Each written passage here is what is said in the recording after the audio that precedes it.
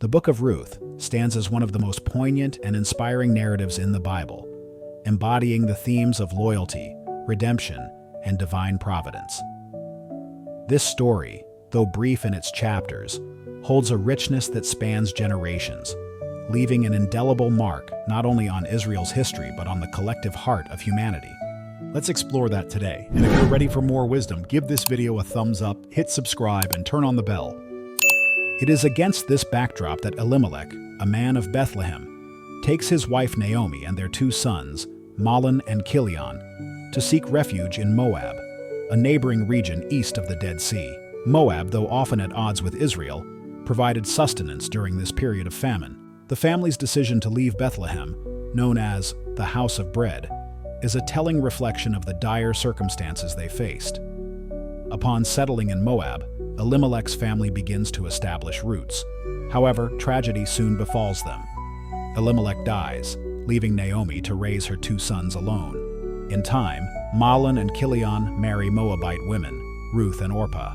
While this marriage may have been unusual for Israelites, it underscores the blending of cultures and the family's acceptance of their new life in Moab. For 10 years, life continues, but the narrative takes another sorrowful turn.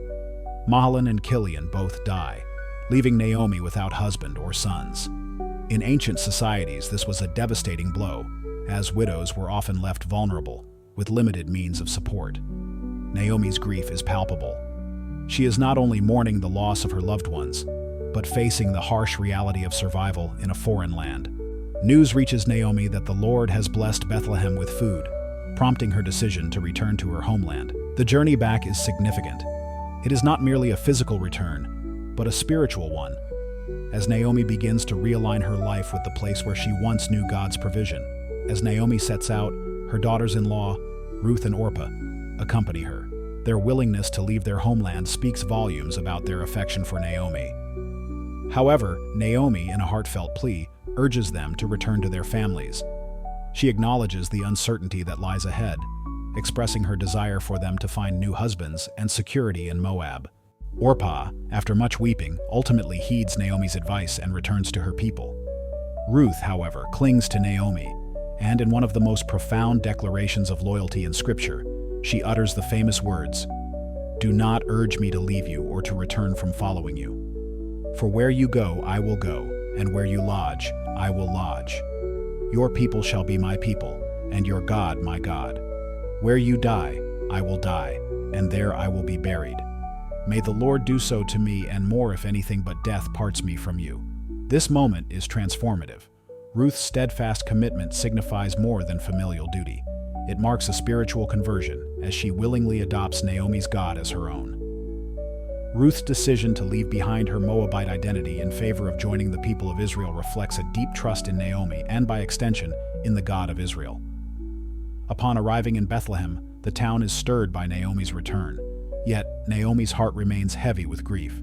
She asks to be called Mara, meaning bitter, expressing the depth of her sorrow and sense of loss.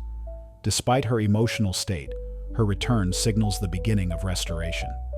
Ruth, ever diligent, seeks to provide for Naomi by gleaning in the fields during the barley harvest. Gleaning was an ancient practice that allowed the poor to gather leftover grain.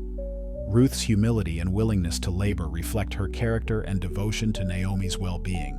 Providentially, Ruth finds herself in the field of Boaz, a wealthy and compassionate landowner who also happens to be a relative of Elimelech.